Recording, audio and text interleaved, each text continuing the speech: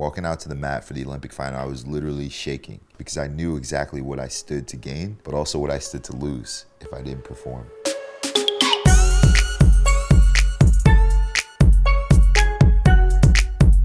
What's up, guys? Jordan Burroughs here, 6-time world champion and Olympic gold medalist for the United States of America. And today we're gonna be breaking down my 2012 Olympic gold medal final. So I had wrestled him twice this year. Before I wrestled him in the finals of the 2011 World Championships, and I wrestled him again at the 2012 World Cup in Baku. But up until that point, he had only really scored a single time on me. So I felt pretty confident, but he was mowing guys down on the other side of the bracket. And I was like, damn, this dude looks good today. One of the interesting things about it, when we were doing that walkout there was a song called Barbra Streisand by Duck Sauce that was playing. And so whenever I hear that song, still to this day, it kind of warps me back to the moment where I walked out into the arena. And it was a packed house that day. Like, this was truly one of the great Olympic finals. If you look back to 2016 and then clearly in Tokyo with COVID, the crowds were significantly smaller and then non-existent just a few years ago. So every single seat in the house was full. The tickets were hard to come by. This was a unique rule set that we had here because you really only had to win 2 minutes at a time. Each match was 2 minutes. And then once you went back to your corner, you kind of reevaluate and then wrestled another 2-minute match. But the first period was a very important one. There was no passivities at this point. You couldn't really get put on the clock and they weren't guaranteed to give up a point. So you could go a whole 2 minutes and be 0-0. And so I didn't have to do a whole lot. So right now, I haven't taken a single shot, haven't been super aggressive.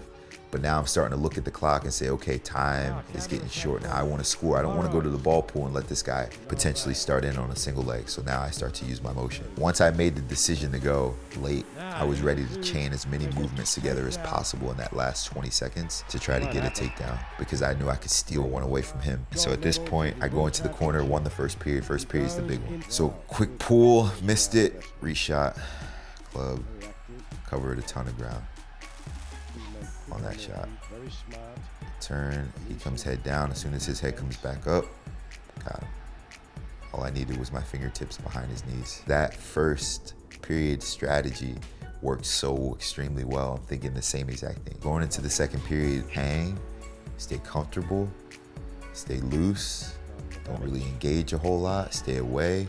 Keep him off balance, keep him uncomfortable, wait till the last 20 seconds to go get one. And so he's got a good high C, but I'm kind of keeping him in a position where he can't really shoot. He hasn't really taken a whole lot of risk either. He wants to get underneath of my left and right hand and try to run to that high C. This was kind of the start of my rivalry with Iran in my career. This was a guy that I had a ton of respect for because I think he had finished silver 3 years in a row, 2010, 2011, and then again in 2012. He pretty much beat everyone in the world. He just was unfortunate that he was born at the same time as me and Sargouche, but he was a great competitor. And so a minute in, I'm excited about the opportunity. This is really a lot of craftsmanship and being strategically sound, keeping him away, knowing that he needs to get locked in closely to get to his high C, feeling the time going down. So now I know, okay, 30 seconds is probably about time that I get something started. I don't want to go to the ball pool. There we go. Fake, shot. And this is a good move again by 10 seconds left.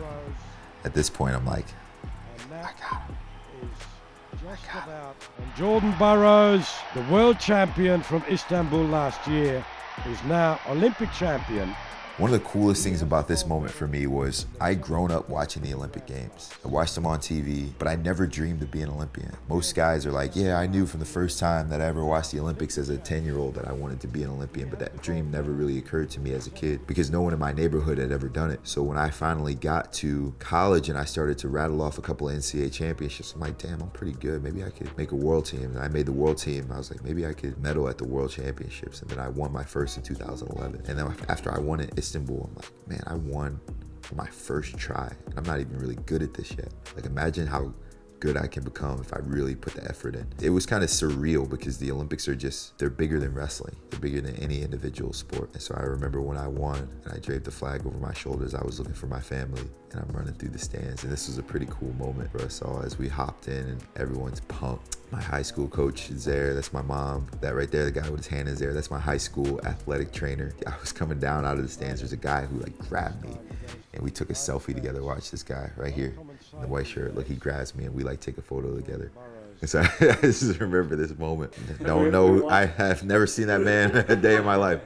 He's gonna watch this as well. Well, you gotta find that guy, bro. Who is this guy? Am I about to post that? We need to take a screenshot, post it, and be like, "Who is this man? Where are you now?" And it was just really cool, man. There's nothing like it. There's nothing like the Olympics, and this is one of the reasons why I've stuck around in this sport for so long. Is because I want this feeling again. And that day changed my life forever. It changed how I viewed myself, how the world viewed me. But it was really only my second title, and I'm at 7 now. It kind of changed my path where I was like, I'm a wrestler. This is my career. I'm a professional, and I want to do this as long as I can.